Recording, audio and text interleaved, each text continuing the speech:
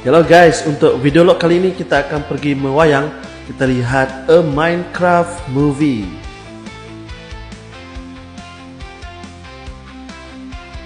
Seperti biasa guys, kita pergi ke TGV. Sebenarnya kita sudah pun membuat tempahan awal 1 minggu, sebab kita tahu bila kita tempah lambat nanti tiket ataupun tempat duduk akan penuh.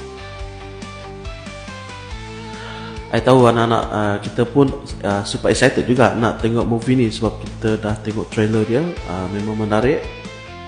Nah, apa pun kita ambil gambar terlebih dahulu, dan lepas tu kita plan seperti biasalah, kita nak beratur untuk membeli popcorn sudah semestinya guys.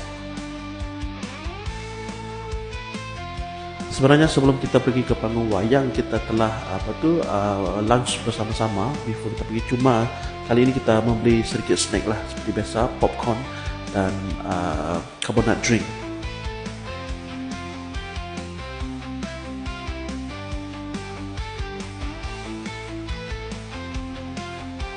Alright guys, masa yang ditunggu telah tiba. Okay, kita akan naik sebentar lagi. Okay, sebelum tu kita juga pergi ke washroom terlebih dahulu lah, sebelum kita menonton. Kebiasaannya nanti kalau dalam program tu nanti kita taklah terfikir nak pergi toilet kan. Alright, lepas pergi washroom, of course kita akan pergi ke hall number 5. Okay, selamat menonton guys. Hopefully everyone happy, everyone enjoy a Minecraft movie. Nah, macam sekejap pula menonton wayang tu. Sampai kita berjumpa lagi guys. See you for the next movie. Bye bye.